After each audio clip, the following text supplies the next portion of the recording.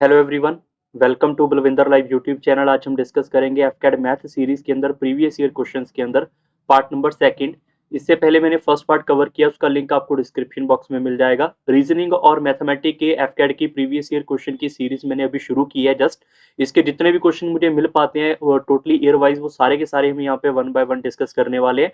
तो आप इस यूट्यूब चैनल को ज्वाइन कर सकते हैं और साथ ही साथ अपने फ्रेंड सर्कल से शेयर कर सकते हैं। ठीक है, शुरू करने से साथ साथ आपको बता देता हूं, अगर आप में से कोई भी स्टूडेंट फ्यूचर के लिए सीडीएस, एफकेट, सीएपीएफ या कोई भी एग्जाम के लिए अर्थमेटिक सीखना चाहता है properly free of cost and बहुत ही अच्छा कंटेंट है। एक कोर्स आप इसमें से कोई भी एक क्लास उठाकर आप चेक कर सकते हैं जिसमें आपको लगता है कि आपको वो टॉपिक बहुत अच्छे से आता है, वही टॉपिक आप एक बार यहाँ से जरूर चेक करें। आपको नए तरीके के क्वेश्चन मिलेंगे, CSAT, AFCAT, C D S, S S C के प्रीवियस क्वेश्चन साथ मिलेंगे। जैसे एक क्लास यहाँ पे परसेंटेज की है तो परसेंटेज उसमें कंप्लीट है, बेसिक भी है, हाई लेवल भी है, सब कंप्लीट है। तो फिर दोसी बैच वहां से आप फॉलो कर सकते हैं। ठीक है, इसके अलावा आपके लिए अगर आप में से कोई भी स्टूडेंट अभी के लिए रीजनिंग सीखना चाहता है तो रीजनिंग का फ्री कोर्स भी अवेलेबल है, प्लेलिस्ट में जाके चेक कर सकते हैं या तो यूट्यूब पे जाके भी आप सर्च कर सकते हैं। इसके अलावा अगर आप सबका लिंक जो है वो लिंक सारे के सारे यहाँ पे डिस्क्रिप्शन बॉक्स में अवेलेबल है, उसका क्लिक करके भी आप चेक कर सकते हैं। एफकेड के मैथ के प्रीवियस ईयर क्वेश्चन के साथ साथ एफकेड का जो फुल कोर्स है वो भी यहाँ पे ऑलरेडी आपके साथ अपडेट है, तो उसका क्लासेस का बेनिफिट भी अगर कोई लेना चाहता है वो ले सकता है। अगर आप जीके क्वेश्चन देखना चाहते हैं एफकेड के तो वो भी यहाँ पे अवेलेबल है। जीके के कौन कौन से क्वेश्चन आए थे इसको मैंने प्रॉपरली डिटेल में बिल्कुल नहीं बताया हुआ, सिर्फ ये बताया कि ये क्वेश्चन है और ये इसका आंसर है। इससे आपको थोड़ा आइडिया हो जाएगा किस तरीके के क्वेश्चन पेपर के अंदर आते हैं। ठीक है, इसके अलावा आपके लिए यहाँ पे और भी प्लेलिस्ट अवेलेबल है। ये तो सिर्फ एफकेड की बात हुई है। अगर आप सीडीएस के लिए पढ़ना चाहते हैं, number system, surd and dices, mensuration, तो उसके भी काफी सेशन अवेलेबल है। और प्रीवियस ईयर क्वेश्चन एसएससी के होंगे या फिर सी सेट के होंगे या फिर सीएपीएफ के हो गए या शेडर रीजन एरिया हो गया, तो काफी चीजें आपके पास अवेलेबल है। जो जो भी आप टॉपिक पढ़ना चाहते हैं यहाँ से वो आप पढ़ सकते हैं। सबका लिंक आपको डिस्क्रिप्शन बॉक्स में अवेलेबल है, अदरवाइज आप यूट्यूब चैनल ज्वाइन करोगे तो प्लेलिस्ट में अवेलेबल हो जाएगा। ठीक है, अगर मैं बात करूँ नीचे जो लिखा हुआ लिंक आपको मिल रहा है वो टेलीग्राम है। अगर आप में से कोई भी स्टूडेंट मेरे से बात करना चाहता है या फिर अपना मैथ रीजनिंग का कोई डाउट सेंड करना चाहता है या फिर मेरी कोई भी चीज जो अपडेट है वो सुनना चाहता है, समझना चाहता है, तो उसका लिंक सबसे पहले आपको इस टेलीग्राम ग्रुप पे मिलेगा। तो उस टेलीग्राम को भी आप ज्वाइन कर सकते हैं, बलविंदर लाइव, इसका भी लिंक आपको अवेलेबल है। अदरवाइज आप टेलीग्राम पे जाके भी सर्च कर सकते हैं। ठीक है, अब बात आती है इंस्टाग्राम के ऊपर। इंस्टाग्राम के ऊपर हम मुझे फॉलो कर सकते हैं, वहां पे मुझे आप डायरेक्ट मैसेज करके कोई भी अपनी इंक्वायरी पूछ सकते हैं। बलविंदर सिंह या बलविंदर लाइव के नाम से आपको वहां पे मेरी आईडी मिल जाएगी, वो आप जरूर जाके चेक कर सकते हैं। ठीक है, तो स्टार्ट करते हैं आज के सेशन का पहला question. A man spent 2 by 5 part of his income and has rupees 90 left. How much money did he have in the beginning? ठीक है, तो स्टार्टिंग में उसके पास कितने पैसे थे। मान लो अगर उसके पास स्टार्टिंग में एक्स रुपए होंगे तो अभी उसने क्या किया है, 2/5 of the part of his income उसने यहाँ पे स्पेंड कर दिया है। तो उसने 2/5 ऑफ द एक्स जो है वो स्पेंड कर दिया होगा। तो बचा कितना होगा उसके पास, इतना। अगर टोटल इनकम में से इसको बाहर करेंगे तो रिमेनिंग पार्ट आएगा 90 के बराबर। आप इसका एलसीएम लेके सॉल्व करेंगे तो 3x/5 इज इक्वल टू 90 आएगा। यहाँ से आपके पास इनिशियल वैल्यू आएगी हमारे पास 150 आफ्टर द कैलकुलेशन। तो ऑप्शन नंबर बी आपका बिल्कुल सही है। क्वेश्चन नंबर सेकंड के ऊपर चलते हैं। The average of 10 number is 26.5 if the average of the first 6 number is 25 and the last 6 number is 29, then what is the average of the fifth and the sixth number? काफी interesting question आपके लिए बन जाएगा अगर आप इस फॉर्मूले को नहीं लगा सकते हैं तो। अगर आप किसी शॉर्टकट के चक्करों में पढ़ेंगे तो। ठीक है, average is equal to sum divide by number होता है। अगर सम मैं पूछूं आपसे तो उसका मतलब होगा एवरेज इनटू नंबर। अगर मैं 10 नंबर को सीधा सीधा इससे मल्टीप्लाई कर दूं आपके सामने तो आपके पास जो सम आएगा वो मेरे पास आएगा टोटल 10 नंबर का। और अगर मैं 6 को इससे मल्टीप्लाई कर दूंगा तो पहले वाले 6 नंबर का मेरे पास सम आ जाएगा। और अगर मैं 6 को इससे मल्टीप्लाई कर दूंगा यहाँ पर तो मेरे पास यहाँ पे लास्ट वाले 6 नंबर है उनका सम आ जाएगा। क्लियर। तो यहाँ से आपको एक कंसेप्ट सीखना है कि अगर मैं यहाँ पर सपोज कर लेते हैं, अगर मैं पहले यहाँ पे 6 नंबर लेकर आता हूँ, लास्ट के अगर मैं 6 नंबर लेकर जाता हूँ तो आपके पास यहाँ पे कुछ नंबर कॉमन आएंगे। अब इसको एग्जाम्पल वाइज समझ लेते हैं। जैसे आपने लिखा 1 2 3 4 5 और 6, लास्ट वाले 6 नंबर कौन से होंगे, 1 2 3 4 5 और 6। बात समझ आ रही, क्योंकि 10 नंबर है ना हमारे पास। तो यहाँ पे आपके पास देखोगे आपके पास दो नंबर जो है वो बार बार आगे। अगर मैं आपको ये बोलूं कि इसमें से और इसमें से इन दोनों को मैं ऐड कर दूं तो आपके दिमाग में आएगा कि यार 5 और 6 तो दो बार आगे। अगर मैं इसको इसमें से माइनस कर दूंगा तो सिंपल सी बात है, ये वाले 6 नंबर और ये वाले 6 नंबर कटेंगे और तब भी आपके पास ये 5 और 6 का जो सम है वो आपके पास इसके क्या आएगा, बराबर आएगा। बात समझ आ रही है सबको। और ये अगर सम आएगा तो क्या यही उत्तर होगा? बिल्कुल भी नहीं होगा, क्योंकि उसने एवरेज पूछा है। एवरेज हमारे पास क्या होगा? सम डिवाइड बाय नंबर। तो सम अगर ये है तो नंबर कितने हैं मेरे पास? 2। तो अगर मैं इसको 2 से डिवाइड करूंगा तो मेरे पास यहाँ पे क्या आएगा? एवरेज आएगा इनका। बस आपको इनको 2 से डिवाइड करना है। पंगा कहाँ पे आता है इसकी? कैलकुलेशन का। देखो कैलकुलेशन जितना स्मार्ट वर्क करोगे आपके लिए उतना फायदा रहेगा। जैसे आपने 6 इन दोनों में से कॉमन निकाल लो, फिर आपके पास बीच में आएगा यहाँ पे 25 प्लस 29। 10 को तो मल्टीप्लाई करना काफी इजी है, यह हो जाएगा आपके पास 265 डिवाइड बाय 2। अब इसको सिंप्लीफाई करेंगे, यहाँ पे 5 एंड 9 हो जाएगा मेरे पास 14, 1 कैरी जाएगा 54।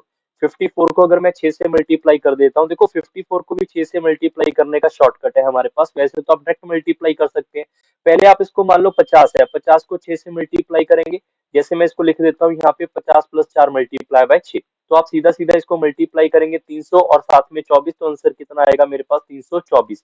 उसमें से 265 को बाहर करेंगे तो यहाँ पे आएगा मेरे पास 9, और यहाँ से आ जाएगा मेरे पास यहाँ पे 11, और यहाँ पे आ जाएगा 5। तो 59/2 बचेगा।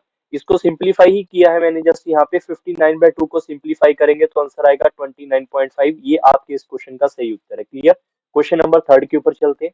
The mark price of an article is rupees 5320. It is subjected to two successive discount of first being at 15% and the second at the 20% of the first.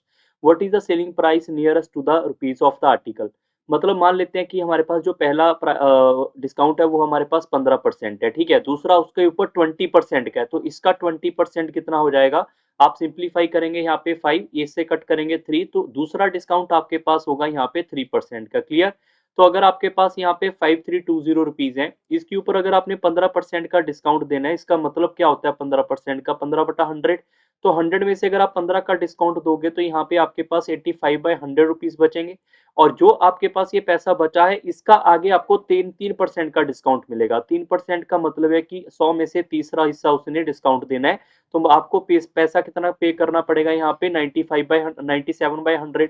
अब आपकी कहानी आती है कैलकुलेशन की। जब आप इसको कैलकुलेशन करेंगे, इसका आंसर आएगा 4380 के आसपास, 86 के आसपास। तो ऑप्शन नंबर ए आपका सही है। क्वेश्चन नंबर 4 के ऊपर चलते हैं। A get 40% marks and failed by 10 marks and B get 65% marks and score 15% more marks than the passing marks. Find the percent required to the passing marks. ये question मैंने आपको फिरदौसी बैच में भी करवाया है, एफकैड के कोर्स में भी करवाया है। अगर आपने मेरी पीडीएफ लगाई है तो आपको ये वाले क्वेश्चन और पहले दोनों क्वेश्चन, तीनों क्वेश्चन भी वहां पे अवेलेबल है, ठीक है। तो पीडीएफ से काफी ज्यादा आपको फायदा हो जाएगा, तो उन कोर्स को आप जरूर चेक कर लेना एक बार। अगर मैं सिंपल वर्ड्स के अंदर बात करूं तो एक पर्सन कहता है कि मैं अगर 40% नंबर लेता हूं तो मैं पासिंग मार्क्स से 10 नंबर कम लेता हूं, ठीक है। तो 10 नंबर अगर इसको मिल जाए तो ये क्या हो जाएगा? पास हो जाएगा। अगर मैं यहाँ पर दूसरे पर्सन की बात कर लेता हूँ, इसको पासिंग मार्क्स से यहाँ पे 10 नंबर कम मिलते हैं। अगर मैं दूसरे पर्सन की बात कर लेता हूँ, वो बोलता है मुझे 65% नंबर मिलते हैं और मैं 15 नंबर ज्यादा से पास हो जाता हूँ। अगर मेरे से आप 15 नंबर ले भी लोगे तब भी मैं क्या हो जाऊंगा? पास हो जाऊंगा, ठीक है। सिंपल वर्ड्स के अंदर आप चेक कर सकते हैं, यहाँ से लेकर यहाँ तक अगर मैं आ जाऊं तो मुझे यहाँ पे परसेंट के अंदर 25% का इंक्रीमेंट करना पड़ेगा, और यहाँ से लेकर यहाँ तक आने में मुझे यहाँ पे सिर्फ 5 नंबर का इंक्रीमेंट करना पड़ेगा। जो बच्चे 5 नंबर सोच लेते हैं वो गलत होगा क्वेश्चन। क्यों? क्योंकि अगर 15 नंबर आप पीछे हो, एक बार 10 नंबर आप पीछे हो, एक बार 15 नंबर आगे हो, तो गैप आपके पास 5 का नहीं आएगा, गैप आपके पास 25 का आएगा। मान लो कि आपके पास पासिंग मार्क्स है 100, एक बार आप 10 नंबर कम लोगे तो 90 मिलेंगे, एक बार आप 15 नंबर ज्यादा लोगे तो 115 मिलेंगे। तो अगर मैं यहाँ से लेकर यहाँ तक आऊंगा तो मुझे 25 नंबर का इंक्रीमेंट करना पड़ेगा, ठीक है। तो मतलब ये हुआ कि यहाँ पर जो हमारे पास 25% है, क्या वो हमारे इस 25 नंबर्स के बराबर होगा या नहीं होगा? तो हम बोल सकते हैं कि 25 मार्क्स आपके 25% के बराबर है, तो 1 मार्क्स 1% के बराबर हुआ। तो अगर वो पर्सन कह रहा है आपको कि अगर उसको 40% मार्क्स मिले और 10 नंबर से फेल हो गया, तो अगर उसको मैं पूछ लूं कि 10 नंबर कितने परसेंट के होंगे तो बोलेगा 10% के। तो हम ऐसे भी तो बोल सकते हैं कि 40% मार्क्स मिले और 10 नंबर की बजाय 10% से फेल हो गया। अगर ये 10% इसको दे देते तो क्या 50% वाला पासिंग ना होता? तो ऑप्शन नंबर आपका सी बिल्कुल सही है। क्लियर? क्वेश्चन नंबर 5 के ऊपर चलते हैं।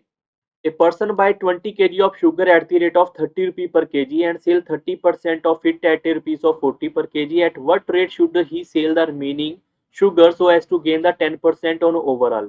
Firstly, we can say कि हमारा CP कितना है। अगर 20 kg बाय किया और उसने 30 रुपए के हिसाब से बाय किया तो उसको टोटल 600 रुपए का मिला होगा।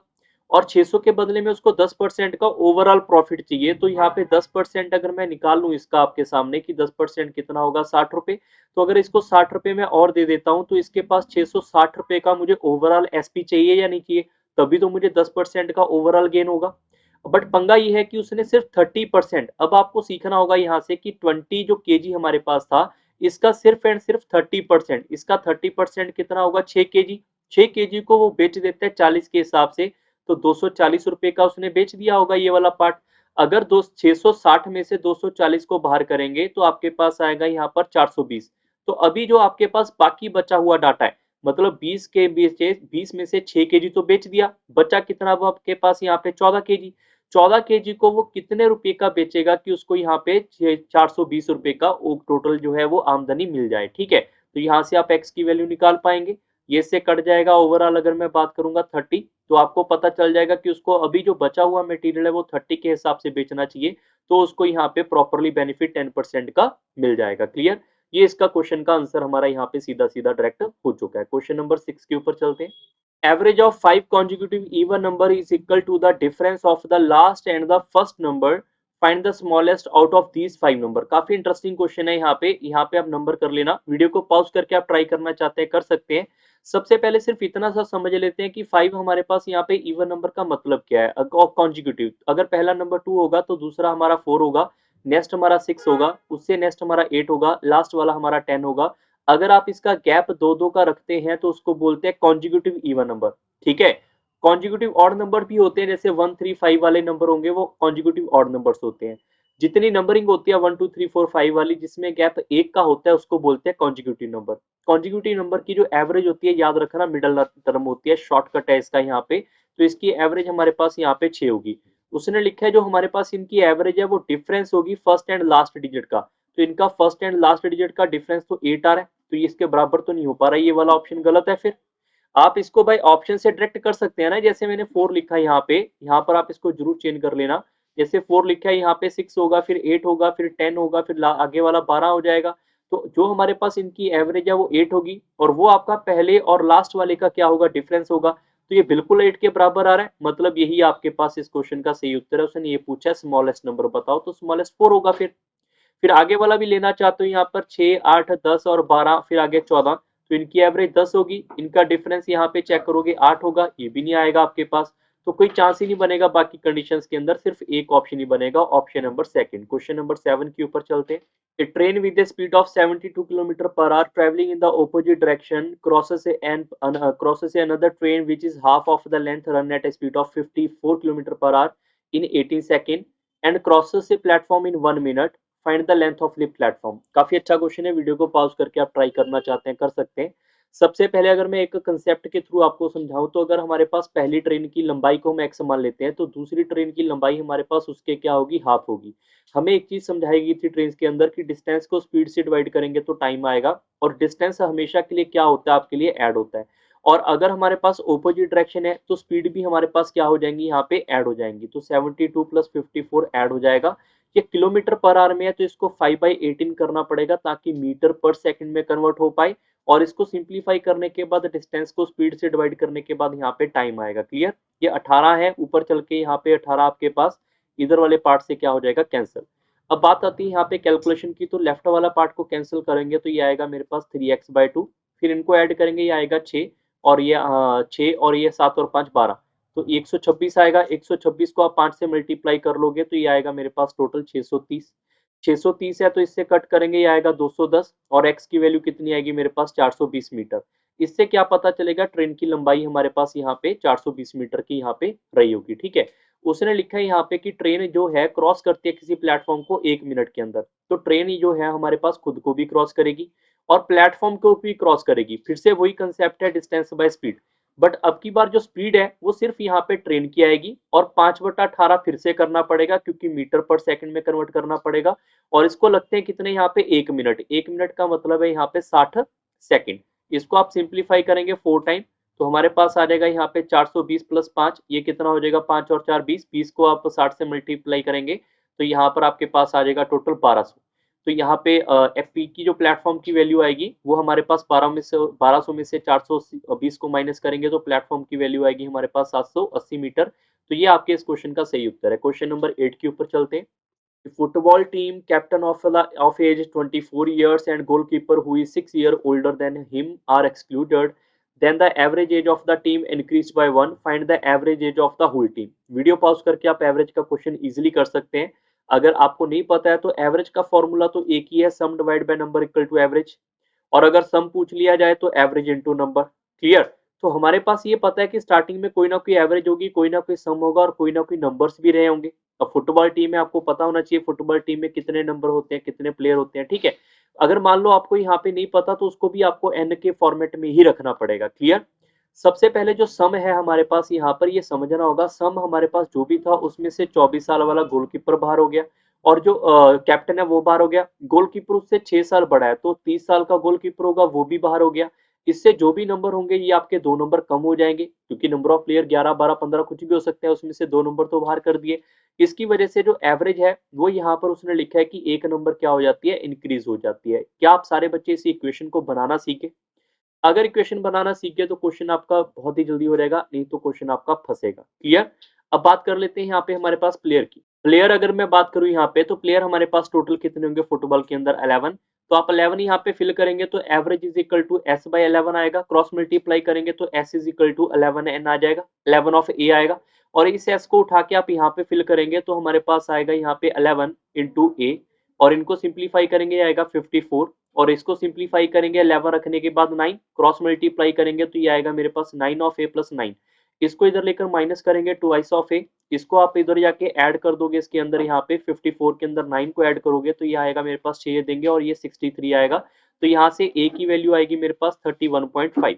तो ऑप्शन नंबर आपका ए ऑप्शन बिल्कुल सही है। यही उसने पूछा था एवरेज कितनी है, ये हमने यहाँ पे डायरेक्ट निकाल दिया है। क्लियर? क्वेश्चन नंबर 9 के ऊपर चलते हैं।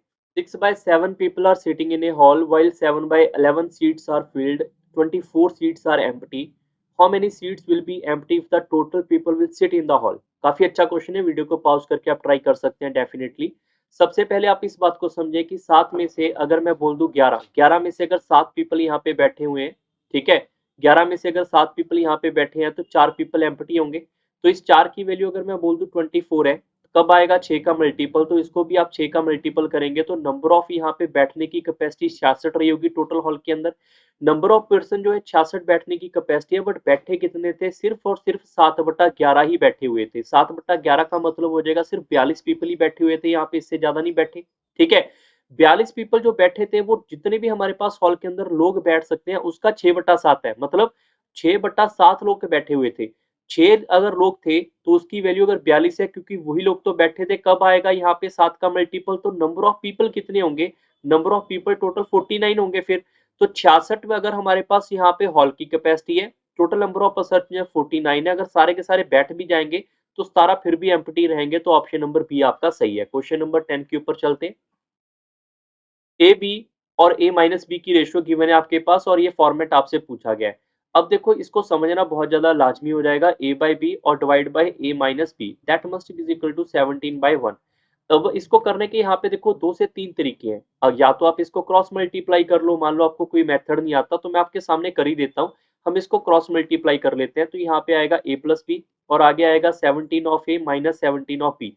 ये वाले ए को इधर लेकर माइनस करेंगे 16 ऑफ ए आ जाएगा। इसको आप उधर लेकर ऐड करोगे तो ये 18 ऑफ बी आएगा। इसको आप कट करेंगे तो हमारे पास आएगा 9 of B is equal to 8 of A. Clear? अगर मैं यहाँ पर आपको बोलूँ ए बाई बी की वैल्यू निकालो तो आपके पास आंसर आएगा 9/8। ये बात आई होप सब बच्चों को समझ आई होगी। एक हमारे पास रूल होता है CND का, अगर आप इसी को, अगर हमारे पास ऊपर प्लस नीचे माइनस है, यहाँ से आप डायरेक्ट ए बी की वैल्यू निकाल सकते हैं। अगर मैं यहाँ पे डिनोमिनेटर को ऊपर वाले में एक बार ऐड कर दूं और एक बार इसको माइनस कर दूं तो यहाँ से भी आपके पास ए और बी की वैल्यू कितनी आएगी, 9/8 आएगी, जो हमने यहाँ से निकाली है। क्लियर?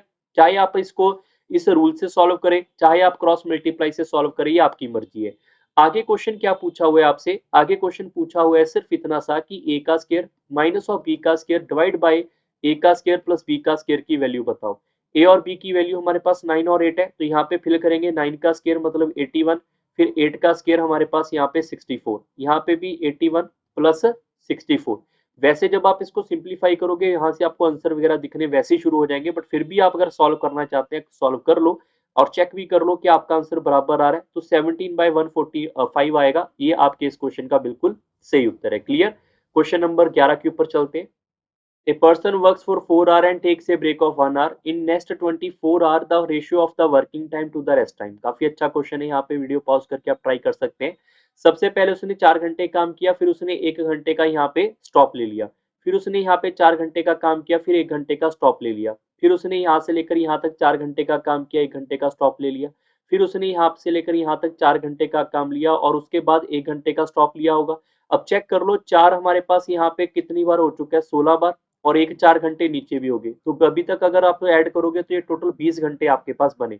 फिर उसके एक और 4 घंटे का वो काम करेगा, उसके बाद यहाँ पे रेस्ट करेगा, बट अभी तो घंटे पूरी हो चुके हैं। आप चेक कर लो, ये 24 आवर आपके कंप्लीट हो चुके हैं। ठीक है, तो उसने वर्किंग कितना किया, 1 2 3 4 5, 5 बार उसने वर्किंग किया, 4 घंटे का, तो 20 घंटे हो गए।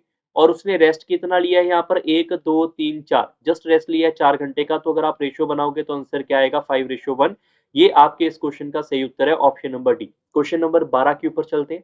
A person is sailing in a river at a 12 km per hour against the flow of the river, which is flowing at a speed of 6 km per hour. If it takes 1.25 hours to reach back to the starting point, then find the total distance traveled by the person. यहाँ पे ध्यान रखना है, आपसे person पूछा जा सकता है या फिर बोट भी पूछा जा सकता है। अगर मैं आपको बोल दूं यहाँ से लेकर यहाँ तक की दूरी जो भी है, अगर वो जाएंगे अप स्ट्रीम से आएंगे डाउन स्ट्रीम से, अगर जाएंगे डाउन स्ट्रीम से तो आएंगे अप स्ट्रीम से।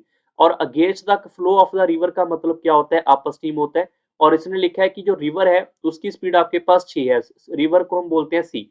अब फॉर्मूले आपको आने चाहिए। अगर मैं पूछूं आपसे यू, तो यू का मतलब होता है बी माइनस सी। यू की वैल्यू आपके पास 12 है, बी की हमें पता नहीं, तो सी आपके पास 6 है। तो क्या बी की वैल्यू यहाँ से 18 आएगी सीधा डायरेक्ट। क्लियर। अगर मैं बात करूं यहाँ पे डी की, तो डी की वैल्यू होती है मेरे पास बी प्लस सी, मतलब यहाँ पे 18 प्लस 6 करेंगे तो डी डाउन स्ट्रीम आएगी मेरे पास 24।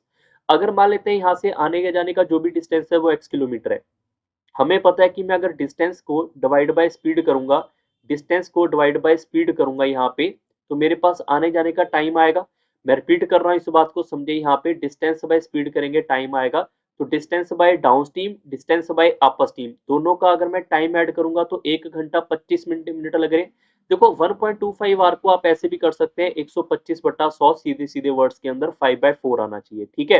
अब बात आती है इनके एलसीएम की, तो यहाँ पे आएगा 24, ये आएगा x और ये आएगा मेरे पास 2x, that must is equal to 5/4। इससे कट जाएगा ये 6 बार, और ऊपर आ जाएगा मेरे पास 3/6 of x is equal to 5, ये इससे कट जाएगा 2 बार, और x की वैल्यू कितनी है कि मेरे पास यहाँ पे 10 किलोमीटर पर आवर। कुछ बच्चे देखेंगे यार 10 तो ऑप्शन में नहीं है, मान लो मैं यहाँ पे 10 लिख देता तो बच्चे सोचेंगे यार 10 आंसर होगा। अब बात को समझे, अगर पूछा जा रहा है पर्सन, तो पर्सन यहाँ से लेकर पहले जाएगा वापस भी तो आएगा, मतलब 10 किलोमीटर जाएगा 10 किलोमीटर वापस आएगा, तो पर्सन का डिस्टेंस कितना होगा, 20 किलोमीटर होगा। अगर पूछा रहे आपसे कि बोट का डिस्टेंस कितना है, बोट के अंदर ही पर्सन बैठ के जाएगा, तो बोट का डिस्टेंस भी यहाँ पे 20 किलोमीटर ही आएगा। अगर ये पूछा रहा है कि बताओ इन दोनों के बीच की दूरी कितनी है, दूरी आपके पास बिल्कुल 10 किलोमीटर है, फिर आपने आंसर 10 मार्क करना है, अदरवाइज 20 होगा। ठीक है। क्वेश्चन नंबर 13 के ऊपर चलते हैं। A sum of rupees 18600 is given at a 15% per annum at a simple interest. If interest is added to the sum after 2 years, then find the total interest after 4 years. काफी अच्छा question है, video को pause करके आप try करना चाहते हैं कर सकते हैं। सबसे पहले आपको मैं अगर बोल दूं यहाँ पे 18600 है, तो 15% का इंटरेस्ट एक साल में मिलेगा, दूसरे साल में फिर 15% मिलेगा, क्योंकि सिंपल है, सिंपल में सीधा हम कैलकुलेशन कर सकते हैं। 15-15 के 2 बार आपको इंटरेस्ट मिलेगा, तो आपको इंटरेस्ट कितना मिल जाएगा, 30% मिल जाएगा। जीरो से जीरो कट जाएगी, फिर आपके पास यहाँ पे कैलकुलेशन होगी जीरो, 3 इंटू आप 6 करेंगे 18, 1 कैरी चला जाएगा, 18 इंटू 3 करेंगे, यहाँ पे आपके पास आएगा 54 एंड 1 55। तो इतना इंटरेस्ट आपको मिला। अब आपके पास आती है बारी यहाँ पे 18,600 के अंदर, इस इंटरेस्ट को उन्होंने ही बोला हुआ है कि ऐड कर दो। जब हम इसको ऐड करेंगे आफ्टर 2 इयर्स, तो आपका प्रिंसिपल क्या हो जाएगा, बढ़ जाएगा।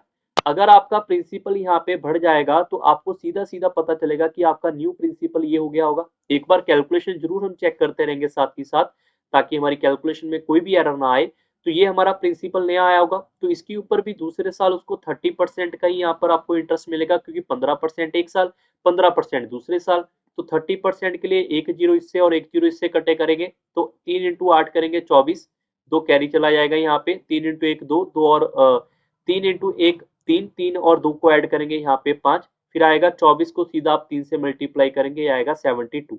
अब बात आती है टोटल इंटरेस्ट कितना मिला। टोटल इंटरेस्ट आपको 4 साल के बाद मिला 5580, और एक इंटरेस्ट मिला आपको 7254, दोनों को ऐड करेंगे 4, 8 और 5 13, 1 कैरी जाएगा यहाँ पे आएगा 8, 7 5 12, तो 12,834 रुपए का आपको यहाँ पे मिलेगा इंटरेस्ट। तो ऑप्शन नंबर ए बिल्कुल सही है। क्वेश्चन नंबर 14 के ऊपर चलते हैं। A girl write 4 page in 1 hour. After that, she takes break for 10 minutes. At what time she write 48 page if she start at 8 a.m. काफी अच्छा क्वेश्चन है। वीडियो पॉज करके आप ट्राई करना चाहते हैं कर सकते हैं। सबसे पहले आप इस बात को समझे कि 4 पेज के बाद उसने 1 घंटे के अंदर उसने 4 पेज टाइप करने हैं। ठीक है, सिंपल सा वर्ड है। अगर 48 पेज टाइप करने पड़े उसे, तो उसको सीधे ही आप 4 से डिवाइड कर लो। तो उस इतना तो क्लियर है कि 12 घंटे तो लगेगी लगेंगे। ये तो हर एक बच्चा समझ गया होगा कि 8 बजे के अंदर अगर मैं 12 घंटे ऐड कर दूंगा तो 8 तो पक्का बजेंगे बजेंगे, इससे ज्यादा टाइम ही होगा। बात समझ आ रही है।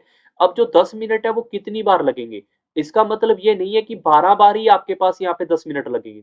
10 मिनट आपको 11 बार लगेंगे, हमेशा एक बार कम लगता है, क्योंकि लास्ट में जब मान लेते हैं 4 पेज टाइप किए फिर उसने रेस्ट किया, 4 पेज टाइप किए फिर उसने रेस्ट किया, ऐसे करते करते जब उसके 24 पेज हो गए तो लास्ट वाला रेस्ट उसका काउंट नहीं होगा, तो उसकी वजह से एक रेस्ट आपका कम हो जाता है। रेस्ट कितना करता है वो 10 मिनट का, तो अगर मैं मल्टीप्लाई करूंगा तो 110 मिनट इसको और लगेंगे। 110 मिनट का मतलब क्या होगा, 1 घंटा और 50 मिनट। मतलब आप चेक कर सकते हैं यहाँ पे 9:50 PM पे उसका काम खत्म होगा। तो ये इस क्वेश्चन का सही उत्तर है option number A. Question number 15 के ऊपर चलते हैं। A worker get a rupees of 2000 for working 40 hour per week. If he work overtime, he get 36% higher per hour. He get rupees 3020 in that week. Then find the working hour in that week. काफी अच्छा question है, video pause करके आप try कर सकते हैं। Simple words के अंदर अगर मैं बात करूं, उसको यहाँ पे 2000 रुपए मिलते हैं अगर वो 40 घंटे काम करता है एक हफ्ते में। तो अगर मैं 1 घंटे का खर्चा निकालूंगा तो क्या वो 50 रुपये होगा। उसने ये बोला है कि अगर 50 रुपए का उसको 36% है वो ज्यादा मिलता है अगर वो ज्यादा काम करेगा तो। मतलब ये हुआ कि 50 रुपए में 18 रुपए उसको ज्यादा मिलते हैं जब वो काम करता है, तो 68 रुपए उसको ओवर टाइम के मिलते हैं, वैसे उसको 50 रुपए मिलते हैं। ठीक है, तो ये पूछा है वीक के अंदर उसने कितना काम किया होगा कि उसको इतना पैसा मिल गया। सिंपल सी बात है, अगर उसने 40 घंटे ही काम किया होगा तो 40 घंटे के 2000 रुपए तो उसको कन्फर्म है ये मिले ही होंगे, ये तो कन्फर्म हो गया यहाँ पर। बट जो 68 रुपए मिले हैं ये उसको कितने काम के मिले हैं, ओवर टाइम के। अब कितने दिन किया काम ये पता नहीं है, कितने घंटे काम किया ये पता नहीं है, बट आपको पैसा कितना मिला यहाँ पे 3020। तो क्या यहाँ से n की वैल्यू हम 15 निकाल पाएंगे। अगर n की वैल्यू 15 आएगी इसका मतलब 15 घंटे उसने अलग से काम किया। 40 घंटे का काम तो किया ही किया, 15 घंटे का उसने ओवर टाइम का काम किया, तो टोटल नंबर ऑफ आवर आएंगे 55। तो ऑप्शन नंबर डी आपका सही होगा। ठीक है, पेपर में ऐसा क्वेश्चन भी पूछा जा सकता है कि ओवर टाइम में कितना लगाया, तो 15 घंटे उसका आंसर होगा। ठीक है, क्वेश्चन नंबर 16 के ऊपर चलते हैं। Rupees 56,000 is invested at a rupees of at a rate of 5% for the first year, 10% for the second year, 15% for the third year. Find the total compound interest earned in these 3 years. काफी interesting question है, calculation थोड़ी सी इसमें होगी, और इस बात का बेफिक्र है कि आपको कैलकुलेशन जो है वो करनी पड़ेगी, डेफिनेटली करनी पड़ेगी। अगर हमारे पास 56,000 है तो पहले साल उसको 5% का इंटरेस्ट मिला, तो इसका मतलब उसको 105/100 रुपए मिलेंगे होंगे। इसका मतलब क्या होता है, इसका मतलब होता है कि मैंने सीधा ही इंटरेस्ट ऐड करके वैल्यू बढ़ा दी है, जिसको हम बोलते हैं सुक्सेसिव। 10% का इंक्रीमेंट होगा तो हम इसको सीधा लिख देंगे 110/100। फिर हमारे पास यहाँ पे तीसरा फंड आएगा, वो बोलता है 15% होगा तो सीधा आएगा 115/100।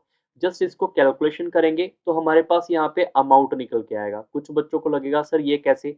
अब आप दोबारा से समझे, अमाउंट का फॉर्मूला होता है प्रिंसिपल 1+r/100 की पावर टी। अगर हमारे पास यहाँ से अमाउंट निकल जाएगी, प्रिंसिपल तो पता ही है।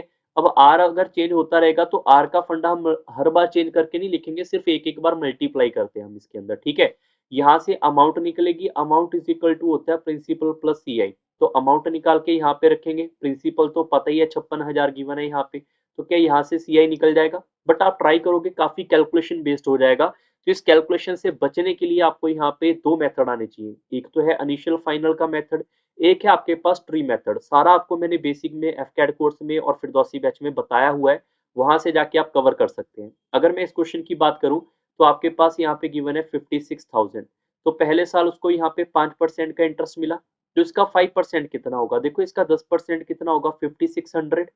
उसका 5% हाफ कर देंगे तो ये आएगा 2800। क्लियर। दूसरे साल का इंटरेस्ट उसको मिलेगा 10% का, तो इसका 10% कितना हुआ 5600, और इसका 10% कितना हो जाएगा 280। फिर तीसरे साल आपको यहाँ पे फिर से मिलेगा इंटरेस्ट एज ए 15%, तो इसका यहाँ पे 10-15% कितना होगा, या तो आप ऐसे करके निकाल लो, कोई दिक्कत वाली बात नहीं है, या फिर आप ऐसे बोलो इसका 10% कितना होगा 5600, और 5% होगा 2800। दोनों को ऐड कर लेते हैं यहाँ पे, दोनों को ऐड कर लेते हैं, तो इसका यहाँ पे 15% होगा 8400। इसका भी बताओ 15% कितना होगा, इसका 10% आएगा 240, 5% आएगा 140, 10% आएगा इसका सॉरी 280, और 5% आएगा इसका 140, ऐड करेंगे तो इसका 15% आएगा 420। ऐसे इसका देखेंगे अगर 15% तो इसका 10% आएगा 560, 5% आएगा 280, तो 280 को इसमें ऐड करेंगे आप सीधा सीधा, तो ये आएगा मेरे पास यहाँ पे 0, 8 और 6 14, 1 कैरी चला जाएगा, तो ये आएगा आपके पास 840। फिर इसका 10% कितना आएगा 28, 5% आएगा 14, 28 और 14 कितना आएगा आपके पास 42। अगर मैं इनको सबको ऐड कर दूंगा यहाँ पे सीधा, इसको बोलते हैं ट्री मेथड, तो ये डायरेक्ट आपके पास क्या आ जाएगा, सीआई आ जाएगा। क्लियर, ये आपको ध्यान रखना है। और अगर पहली लाइन को छोड़ दोगे और नीचे वालों को ऐड कर लोगे ये वाले को, तो इसको बोलते हैं हम यहाँ पे सी आई माइनस एस आई, जिसके लिए आपको ट्री मेथड सबसे शानदार लगेगा और काफी इजी लगेगा, क्योंकि एस आई का फॉर्मूला लगाने की जरूरत ही नहीं पड़ेगी हमें यहाँ पे। ठीक है, अब बात आती है कि इनको ऐड भी तो करना पड़ेगा, तो अभी सिंप्लीफाई करने के अलावा इसको आप ऐड भी करोगे 2800, फिर आएगा आपके पास 5600, फिर आएगा 8400, फिर आएगा आपके पास 420, फिर आएगा 280, फिर आएगा मेरे पास 840, फिर आएगा यहाँ पे 42। क्लियर। अब जस्ट आपको इसको ऐड करना है और इसके अंदर कुछ नहीं करना। ऐड करके पता चलेगा ये हमारे हमारे पास आएगा 18382 के आसपास आएगा, तो ऑप्शन नंबर सेकंड आपका ट्रू है। क्वेश्चन नंबर 17 के ऊपर चलते हैं। A invested sum of a money in simple interest at a certain rate for 6 years, and B invested the same sum of a money for the same time but 2% higher rate. If the difference between the simple interest after 6 years is 360, find the sum of a money. अगर simple interest है तो question काफी simple होने वाला है। आप simple words के अंदर ये सोच सकते हैं कि अगर मैं एक इंटरेस्ट आर की बात कर रहा हूँ, दूसरा इंटरेस्ट है उससे 2% ज्यादा, ठीक है, अगर इसको भी मैं 6 से मल्टीप्लाई कर दूंगा तो इसको भी मैं 6 से मल्टीप्लाई करूंगा, तो इसका इंटरेस्ट आएगा आर ऑफ 6, इसका आएगा हमारे पास आर ऑफ 6 प्लस 12%, तो इंटरेस्ट किसका ज्यादा होगा, ये 12% का ही ज्यादा हुआ ना, बाकी तो सेम ही रहेगा। तो मतलब अगर आर परसेंट अगर बोल दिया जाएगा 2% हायर है, तो 6 साल में कितना हो जाएगा हायर, 12%। तो 12% हायर होने की वजह से उनके बीच का डिफरेंस आएगा 360 का। तो अगर मैं पूछूं आपके पास 1%, तो क्या वो 30 के बराबर होगा। और जो भी हमारे पास सम होता है इसको प्रिंसिपल बोलते हैं, और हर क्वेश्चन का प्रिंसिपल आपके लिए 100% होता है। तो हम बोल सकते हैं यहाँ पे 100% किसके बराबर आएगा मेरे पास, 30 इंटू 100 करेंगे, that is 3000। Option number C must be the correct answer. Question number 18 के ऊपर चलते हैं। A is 35% lesser than B, B is how much percent more than A। अगर मैं क्वेश्चन की बात करूं A और B की, तो B से A वाला 35% कम है। अगर B वाला 100 होगा तो ये से 35 कम होगा, 100 का 35 कम करेंगे तो A हमारे पास 65 होगा यहाँ पे सीधा सीधे वर्ड के अंदर। आगे लिखा है B उससे कितना ज्यादा है, B यहाँ पर देखो ज्यादा कितना है, यहाँ पे 35 ही ज्यादा होगा, बट किससे ज्यादा है, A से। तो डिनोमिनेटर के अंदर आपको इस बार A रखना पड़ेगा और मल्टीप्लाई बाय 100 करेंगे। यहाँ से आप कट करेंगे, ये हमारे पास आएगा यहाँ पे 7, यहाँ पे 13, तो आंसर क्या आएगा मेरे पास यहाँ पे 700/13%। अब कैलकुलेशन थोड़ी बहुत यहाँ पे आपको दिखानी पड़ेगी, करनी पड़ेगी। कैलकुलेशन करने के बाद इसका आंसर आएगा आपके पास यहाँ पे 53.84% के आसपास, तो ऑप्शन नंबर डी बिल्कुल सही है। क्वेश्चन नंबर 19 के ऊपर चलते हैं। The walking speed is 10 km per hour while the speed of a auto is 30 km per hour. If it take 10 hours to cover a journey with the average speed of 18 km per hour, find the distance covered by the auto। अगर एक walking है एक auto है, तो walking speed आपके पास 10 है, auto की speed 30 है, और एवरेज स्पीड आपके पास 18 है, तो क्या इसके अंदर मिक्सचर एलिगेशन पॉसिबल है, बिल्कुल। मिक्सचर एलिगेशन कितना आएगा, इनका डिफरेंस 8 और इनका डिफरेंस आएगा 12। जो भी आपके पास इनकी रेशो आएगी मेरे पास यहाँ पर, वो रेशो आपके पास वही होगी जो आपके पास डिस्टेंस की होगी। टोटल डिस्टेंस अगर मैं बात करूं, टोटल सॉरी हमारे पास जितना भी यहाँ पे रेशो आएगा वो रेशो हमारे पास यहाँ पे टाइम की होगी। टोटल टाइम कितना आएगा 5, और 5 की वैल्यू आपके पास 10 आर गिवन है। 5 की वैल्यू 10 आर है, तो कब आएगा 2 का मल्टीपल, इन दोनों को अगर 2 का मल्टीपल करेंगे तो इसको 6 घंटे लगेंगे, इसको 4 घंटे लगेंगे। ठीक है, तो उसने क्या पूछा कि उसने डिस्टेंस कवर किया ऑटो से, तो ऑटो की हमारे पास स्पीड कितनी है 30, 30 के हिसाब से अगर मैं आपको 4 घंटे लेकर जाऊंगा 30 के हिसाब से अगर मैं आपको 4 घंटे लेकर जाऊंगा तो 120 किलोमीटर जाना पड़ेगा। ये इस क्वेश्चन का सही उत्तर है। क्लियर? अगर कोई स्टूडेंट इसको बेसिक से करना चाहता है तो बेसिक से भी हो जाएगा, ऐसा पॉसिबल नहीं है कि बेसिक से नहीं होगा। आपको ये अज्यूम करना पड़ेगा कि कुछ उसने डिस्टेंस ट्रेवल किया है बाय वॉकिंग। ठीक है, हमें नहीं पता यहाँ पे वॉक से उसने कितने घंटे लिए, बट हमें पता है स्पीड इनटू टाइम करेंगे तो हमारे पास डिस्टेंस आएगा। अगर स्पीड हमारे पास यहाँ पे 10 है और इसने इसको x घंटे लेकर गया तो डिस्टेंस कवर हो गया प्लस, और 10 में से, क्योंकि टोटल घंटे 10 है, 10 में से x घंटे तो वो जा चुका है बाय वॉकिंग से, तो बचा कितना आपके पास यहाँ पे टाइम? 10 में से x घंटे कम, तो उसको जाएगा वो 30 की स्पीड से। कितने जाएगा? 10 में से x कम, तो उसके पास फिर से डिस्टेंस आएगा, और टोटल डिस्टेंस आपके पास है कितना? अगर वो यहाँ पे एवरेज 18 की स्पीड से 10 घंटा चला जाएगा तो उसके पास डिस्टेंस आएगा 180। फॉर्मूला यही लगेगा आपके पास यहाँ से, और यहां से आप कैलकुलेशन करके देखोगे तो x की वैल्यू आपके पास आएगी 6। क्लियर? इसका मतलब ये होगा कि अगर वॉकिंग से जाएगा 6 घंटे तो ऑटो से कितना जाएगा? 4 घंटे, और ऑटो अगर 4 घंटे जाएगा 30 की स्पीड से तो स्पीड इनटू टाइम करने पे डिस्टेंस आएगा 120। ये आपके इस क्वेश्चन का सही उत्तर है। क्वेश्चन नंबर 20 के ऊपर चलते हैं। A can do a piece of work in 8 hours, B can do the same piece of work in 10 hours, C can do the same piece of work in the same time AB together to take complete the work. Find the time in which by B and C together to complete the work. काफी अच्छा question है, video pause करके आप try करना चाहते हैं कर सकते हैं। सबसे पहले A की बात कर लेते हैं, इसको 8 घंटे लगते हैं। B की बात करते हैं, इनको यहाँ पे 10 घंटे लगते हैं। ठीक है, अगर इन दोनों को मैं टाइम मिलाकर पूछूं तो इन दोनों का एलसीएम आएगा 40। इसको अगर आप एफिशिएंसी से डिवाइड करोगे 4 और 5 आएगी। और अगर मैं पूछूं इन दोनों का टाइम कितना लगेगा तो आपको पता चल जाएगा इन दोनों को कवर करने के लिए आपके पास टाइम लगेगा डिस्टेंस जो भी हमारे पास वर्क है divide by the total efficiency. तो ए और बी को जितना टाइम लगेगा उतना यहाँ पे लिखा है सी को अकेले को लगेगा, मतलब ये सी का टाइम भी इतना ही है। क्लियर? सी का टाइम भी अभी इतना ही है। अगर मैं आपसे पूछूं यहाँ पे तीनों का, अगर मैं पूछूं यहाँ से आपके पास तीनों के बारे में, तो तीनों के बारे में आप एलसीएम दोबारा से भी कर सकते हैं, या फिर आप ऐसे बोल सकते हैं कि सी की एफिशिएंसी ए और बी के बराबर होगी। तो ए की एफिशिएंसी कितनी है मेरे पास 5, बी की एफिशिएंसी है 4, तो सी की एफिशिएंसी 9 होगी। अब उन्होंने पूछा हुआ है कि बी और सी का टाइम बताओ, तो देखो टाइम तब बताएंगे ना अगर वर्क पता होगा। वर्क तो 40 ही रहेगा हमारे पास, और बी की एफिशिएंसी कितनी है मेरे पास यहाँ पे 4, और सी की एफिशिएंसी कितनी है मेरे पास यहाँ पे 9। तो आपको पता है कि अगर वर्क को मैं एफिशिएंसी से डिवाइड करूंगा टाइम आएगा, तो ये आंसर कितना आएगा इसका 40/13। इसको लिख सकते हैं हम 13 1/3। तो ऑप्शन नंबर थर्ड इसका बिल्कुल सही होगा। देखो टाइम एंड वर्क अगर सीखना है फिरदौसी बैच में काफी अच्छे कंसेप्ट लॉजिक क्वेश्चन आपको बताए गए हैं, जिससे आपको डेफिनेटली ये सारी चीजें पता चल जाएंगी। ठीक है, आई होप आपको आज का सेशन समझ आया होगा, पार्ट नंबर सेकंड। बाकी पार्ट नंबर थर्ड फोर्थ जल्दी आपके अपलोड किए जाएंगे, रीजनिंग के भी, ताकि आप अपने एफकेड की प्रीवियस ईयर क्वेश्चन की सीरीज को लगा के अपने स्कोर कार्ड को बूस्ट कर पाए। ठीक है, जल्दी मिलेंगे यहाँ पे नेक्स्ट सेशन के अंदर। अगर आपने अभी तक वीडियो देखी है तो वीडियो को लाइक करो, कमेंट करो और अपने फ्रेंड सर्कल से जरूर शेयर करो। ठीक है, so bye bye, take care and thank you everyone.